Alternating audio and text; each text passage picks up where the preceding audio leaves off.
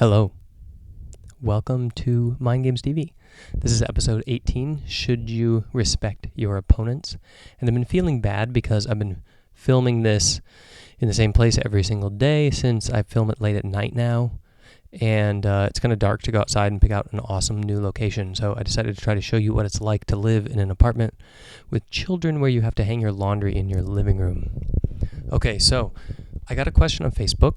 It was from a coach. I don't remember if I asked permission to use it, so I'm going to make it anonymous, and I'm not going to read it perfectly. I'm going to paraphrase it. And basically, how do I convince my AD carry that he needs to respect players that are worse than him and not constantly try to pick fights without proper vision, but rather try to win the lane, ...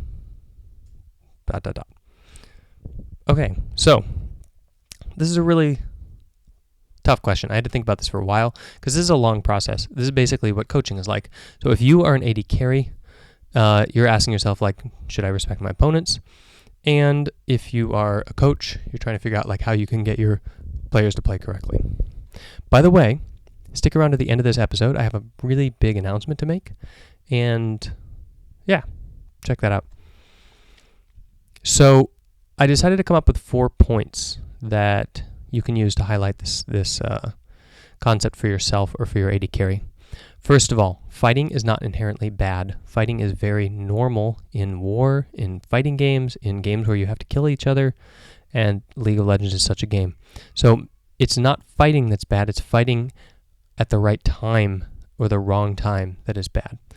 So make sure that you have your narrative correct, that you don't promote like not fighting, or you sort of say fighting is bad, because that will kind of inhibit people from being aggressive. And you want aggression. What you want to do is promote whenever the person or whenever you fight at the correct time, you promote it. This goes along with my comments in the TSM recap video where I talked about like promoting positives instead of attacking negatives. Instead of attacking when you fight at the wrong time, promote when you fight at the right time, so you learn when to do that. Number 2, learn momentum.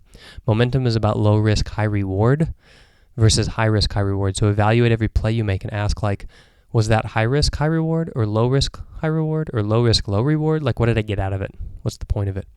And momentum is everything in sport. Okay, number 3, don't respect opponents. You don't need to. Okay, you can respect opponents if you want. That doesn't really matter, but don't feel like you have to respect opponents. You can't underestimate people. So what you do is you respect what they bring to the table that day. You respect their play and their skill level the day that you play them, the moment that you're playing them. You don't underestimate that. But you can respect the fact that you're going to work harder and you're going to work longer than them and you're going to be better than them and you're going to be the champion and you're going to be the greatest, and they're not going to be. So that's how you can like level off that everybody else is trash kind of mindset with respecting the level of play that they bring to the table that day. And number 4, trust your teammates. Okay, this is a long process.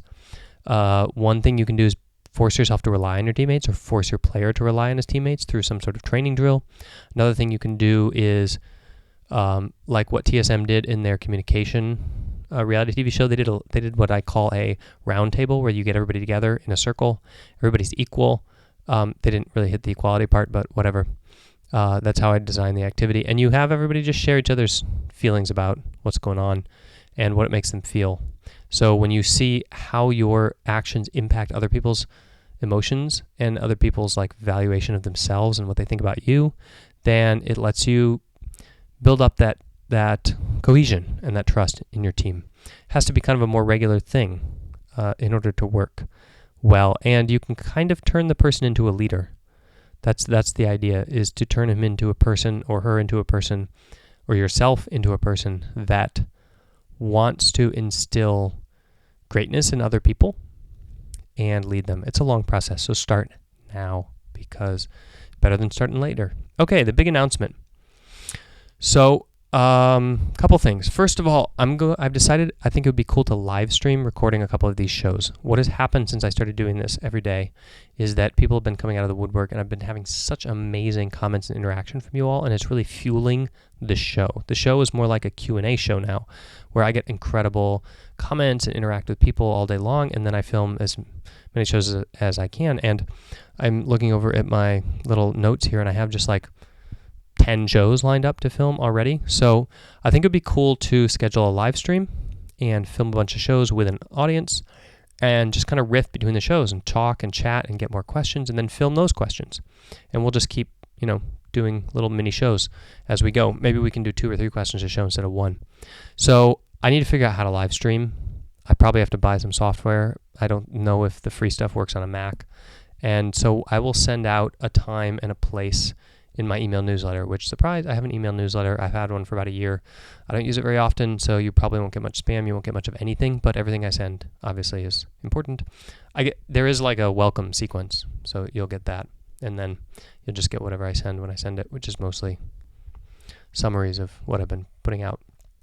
Okay, so now I want to talk about sponsorship. People are being like, hey, new mic, which I think this retro mic is awesome, but whatever.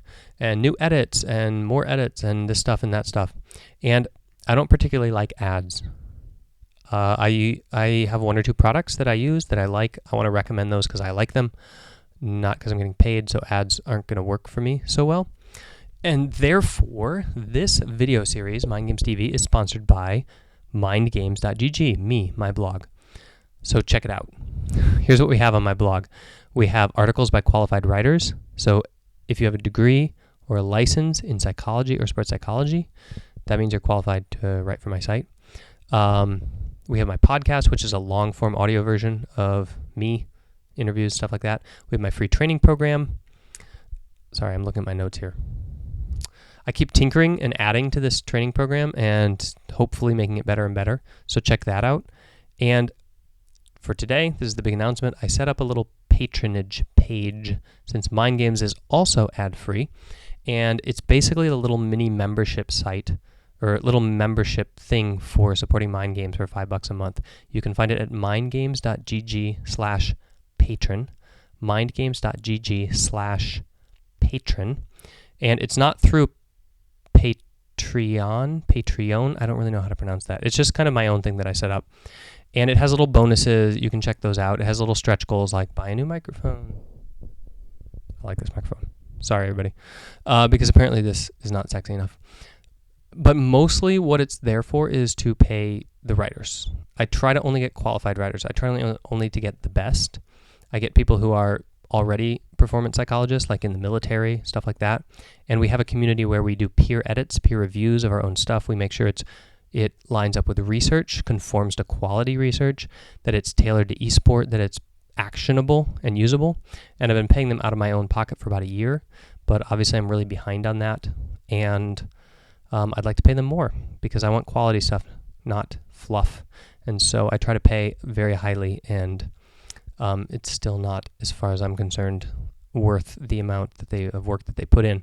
So they're awesome and they don't mind, but yeah, that's my dream. So check it out, mindgames.gg/patron if you like what's going on here and you want to support it. It's $5 a month. It's totally optional. Obviously, this is still going to be happening for free, but it comes with cute little membership things and credits and stuff like that. And yeah, you can turn it off at any time. So check it out, and I will see you tomorrow.